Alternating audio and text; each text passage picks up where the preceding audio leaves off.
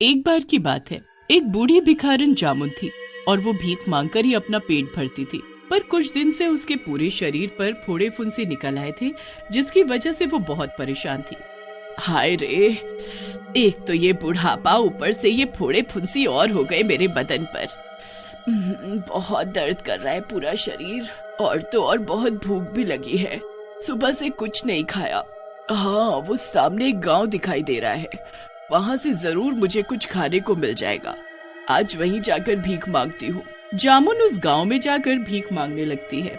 बेटा बेटा, कुछ खाने को दे दो, कई दिन से कुछ नहीं खाया मैंने, बहुत भूखी हूँ मैं। दूर दूर दूर रहे बुढ़िया मुझसे। अरे गांव वालों देखो, हमारे गांव में कैसी अजीब भिखारन घुसाई है। अरे जल्दी आओ। रामपाल का शोर सुनकर सभी गांव वाले अपने अपने घरों से बाहर निकल आते हैं। अरे रे, ये भिखारन कम बीमारी ज्यादा लगती है। कहीं ये जानबूझकर हमारे गांव में बीमारी तो नहीं फैलाने आई?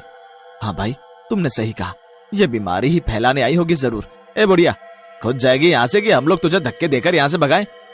आप सब जो बोल रहे हो वैसा कुछ भी नहीं है। मेरी इस बीमारी से किसी को कोई नुकसान नहीं होगा। अरे मैं तो भीख मांगते मांगते यहाँ चली आई थी, बहुत भूखी हूँ, कई दिनों से कुछ नहीं खाया मैंने। मैं तो बस खाने को कुछ मांगने आई थी यहाँ। खाने को 2 रोटी दे दो, फिर मैं खुद यहाँ से चली जाऊंगी। बहुत भूख लगी है बेटा। ये ऐसे नहीं जाएगी, इसे तो भगाना ही पड़ेगा यहाँ से। भाई मारो इस बुढ़िया को और जल्दी भगाओ इस गांव से, बीमारी फैलने में कोई देर नहीं लगती। जामुन की बात कोई नहीं सुनता और सभी लोग उस भिखारन पर पत्थर मारने लगते हैं। पत्थर की मार लगने से भिखारन खूनम खून हो जाती है और अपनी जान बचाकर वहाँ से भाग जाती है और कुएं के पास लगे एक पेड़ के पास जाकर छिप जाती है। नहीं छोड़ूंगी किसी को, मार डालूंगी सभी को। अरे इसमें मेरी क्या गलती थी? मेरी बस यही तो गलती थी कि मैं गरीब हूँ, लाचार और भूखी हूँ। एक रोटी अगर मुझ बुढ़िया को खिला देते तो क्या चला जाता इनका। भिखारन अपने आप से ही बड़बड़ा रही थी कि तभी चुपके से वहाँ गांव में ही रहने वाले राघव और उसकी पत्नी सुधा आते हैं और भिखारन से धीमी आवाज में बोलते हैं।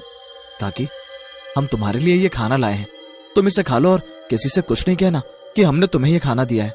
गांव वालों ने तुम्हें बहुत मारा, हमें ये बिल्कुल भी अच्छा नहीं लगा, पर हम तुम्हें बचाने के लिए कुछ भी नहीं कर सकते थे।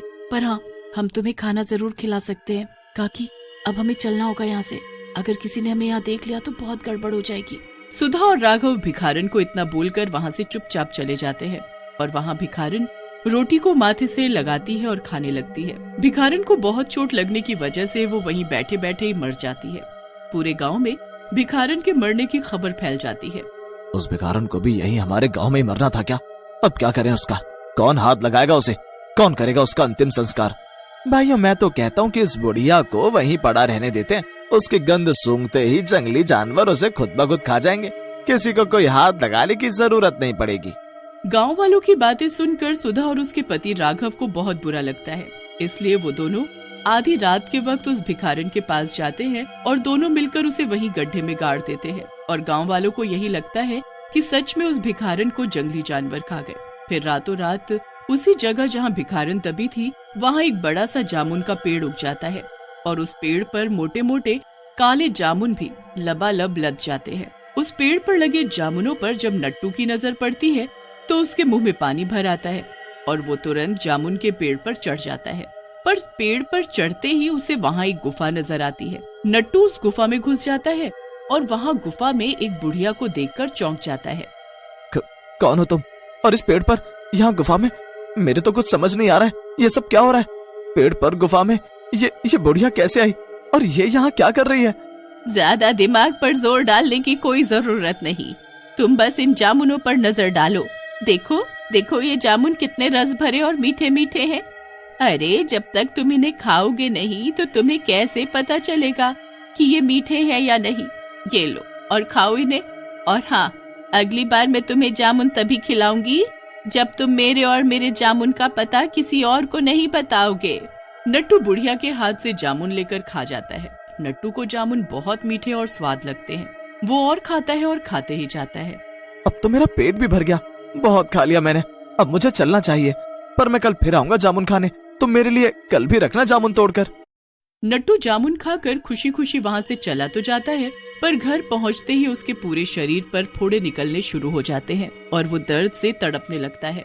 और वहाँ पेड़ पर वो बूढ़ी औरत बहुत खुश हो रही होती है, क्योंकि नट्टू को ये नहीं पता था कि जिस पेड़ के जामुन वो खा गया वो पेड़ एक चुड़ैल का है और वो बूढ़ी औरत भी एक चुड़ैल थी। नट्टू के जाते ही बूढ़ी औरत चुड़ैल में बदल जाती है। अभी तो ये शुरुआत है, आगे अभी बहुत कुछ सहना बाकी है। मुझ चुड़ैल से बचकर कोई नहीं जा सकता। आओ आओ मेरे पास आओ और खाओ मेरे ये जहरीले जामुन। चुड़ैल अपने अगले शिकार के लिए ऊपर पेड़ से झांकने लगती है और जैसे ही पेड़ के नीचे से बिरजू जा रहा होता है तो चुड़ैल उसके ऊपर जामुन फेंकने लगती है। चुड़ैल पेड़ के ऊपर बैठी बिरजू के आने का इंतजार कर रही थी। तुम जैसे ही ऊपर आओगे मैं अपना रूप बदल लूंगी। तुम्हें कुछ पता नहीं चलेगा कि मैं कौन हूँ। और ये मेरे जहरीले जामुन मीठे नहीं दर्द भरे हैं। आखिरकार मैं इस पेड़ पर चढ़ी गया, पर शायद इस पेड़ पर कोई रहता है। कुछ घर जैसा दिख रहा है मुझे और वहाँ कोई बुजुर्ग औरत भी बैठी हुई दिख रही है। सुनो, कौन हो तुम और इस पेड़ पर क्यों रह रही हो? मेरी मर्जी, मैं कहीं भी रहूं। वैसे मुझे नीचे जमीन से ज्यादा ऊपर पेड़ की छांव अच्छी लगी, इसलिए यहाँ बस गई।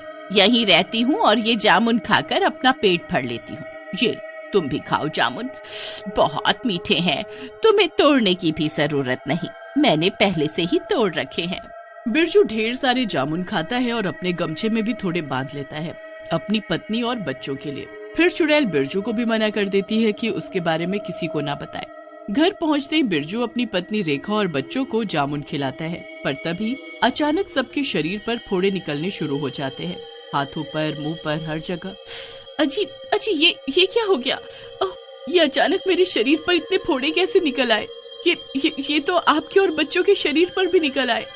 मेरी तो कुछ समझ नहीं आ रहा कि ये सब क्या हो रहा है। हम सबके शरीर पर एक साथ एक जैसे फोड़े कैसे निकल आए? हमें अभी चलना होगा वैद्य जी के पास, क्योंकि इनमें बहुत खुजली हो रही है। चलो सब जल्दी। बिरजू और उसका परिवार वैद्य के पास पहुंचता है तो वैद्य उन्हें हाथ लगाने से मना कर देता है। छी, ये सब क्या लगा रखा है तुमने? क्या तुम्हें पता नहीं कि ऐसी बीमारी मैं ठीक नहीं करता? इसे हाथ लगाऊंगा तो मुझे भी ये बीमारी लग जाएगी। वैद्य जी रहम करो, मेरे बच्चों और पत्नी को आप ही ठीक कर सकते हो। हमें कोई अच्छी सी दवा दे दीजिए जिसे खाकर हम ठीक हो जाएं। मैंने बोला ना इस बीमारी की मेरे पास कोई दवा नहीं। तुम सब जाओ यहाँ से। जाते वक्त बिरजू और उसके परिवार को सब घूर घूर कर देखने लगे और बातें बनाने लगे, पर किसी की हिम्मत नहीं हुई कि उनके पास जाए और उनसे उनकी हालत के बारे में पूछे। जामुन वाली चुड़ैल ने एक एक करके सभी गांव के लोगों को अपने जहरीले जामुन खिला दिए और वहाँ गांव के लोग इसे बीमारी समझने लगे। मुझे तो लगता है ये बीमारी एक दूसरे को छूने से हो रही है, पर मेरी ये समझ नहीं आ रहा ये बीमारी आखिर हमारे गांव में आई कहाँ से? तभी वहाँ चुड़ैल अपना रूप बदलकर अपने सिर पर जामुन से भरा टोकरा उठाए आ जाती है और जोर जोर से हंसने लगती है। कितना सुकून मिल रहा है तुम सबको इस हालत में देखकर। बताओ बताओ, अब कैसा महसूस हो रहा है तुम सबको?